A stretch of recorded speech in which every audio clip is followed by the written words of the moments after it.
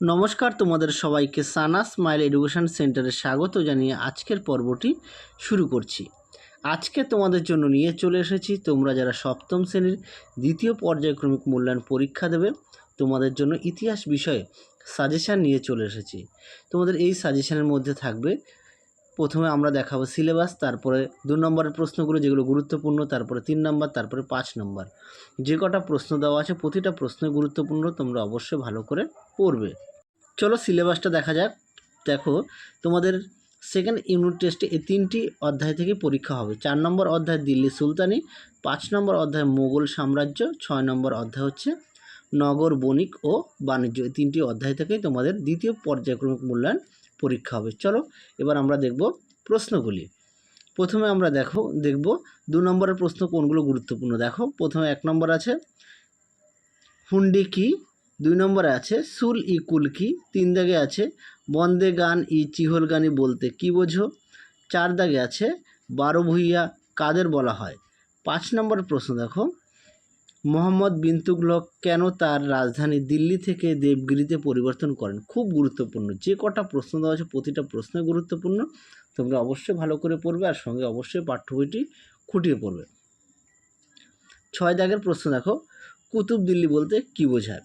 তোমরা অবশ্যই প্রশ্নগুলো ভালো করে পড়বে আর সঙ্গে কিন্তু অবশ্যই পাঠ্য বইটি খুঁটিয়ে পড়বে। চলো পরবর্তী প্রশ্ন দেখো কি আছে। এবার আমরা দেখব প্রশ্নমান 3। 1 দাগের প্রশ্ন আছে দাক্ষিণাত্য ক্ষত ব্যাখ্যা করো। 2 নম্বরের প্রশ্ন আছে ইলিয়াস শাহী এবং হোসেন শাহী আমলে বাংলার সংস্কৃতির পরিচয় দাও। 3 দাগের প্রশ্ন আছে ইক্তা ব্যবস্থা সম্পর্কে লেখো।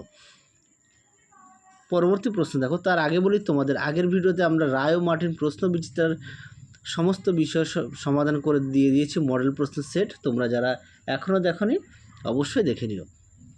চলো পরবর্তী প্রশ্ন দেখো, 4 দাগের সিজদা ও পাইবস বলতে কি বোঝো। 5 দাগের প্রশ্ন দেখো, পাট্টা ও কবুলিয়ত বলতে কি বোঝো। 6 দাগে দেখো দুর্ভেদ্য একডালা দুর্গ সম্পর্কে লেখো। 7 দাগের প্রশ্ন দেখো, শেরশাহের সংস্কারমূলক কাজগুলি কি কি ছিল। এই প্রশ্নটা অনেক সময় তোমাদের 5 নম্বরেরও দেয়, তোমরা অবশ্যই ভালো করে পড়বে। এখানে 3 নম্বরে মোট আমরা 7টি প্রশ্ন দিয়েছি, প্রতিটা প্রশ্ন গুরুত্বপূর্ণ, তোমরা অবশ্যই ভালো করে পড়বে।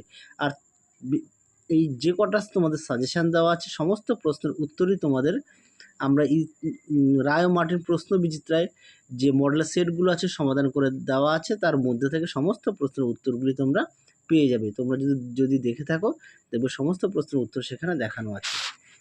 চলো এবার আমরা দেখাবো 5 নম্বরের প্রশ্ন। 5 নম্বর প্রশ্ন মোট 4টে দিয়েছি। দেখো, 1 দাগের প্রশ্ন আছে মুঘল সম্রাট আকবরের রাজপুত নীতি সম্পর্কে আলোচনা করো।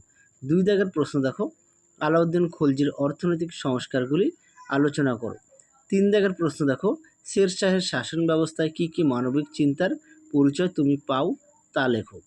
4 দাগের প্রশ্ন দেখো, দহশালা ব্যবস্থা ও সুলতানি আমলে জল সংরক্ষণ ও জল সরবরাহ সম্বন্ধে লেখো। এখানে যে কটা প্রশ্ন দেওয়া আছে প্রতিটা প্রশ্নই গুরুত্বপূর্ণ, তোমরা অবশ্যই ভালো করে পড়বে এবং বড় প্রশ্নগুলি অবশ্যই বাড়িতে না দেখে লিখবে। তাহলে চলো আজকের মতো এখানে সমাপ্ত করছি। আবার দেখা হবে খুব শীঘ্রই তোমাদের পরবর্তী ভিডিওতে।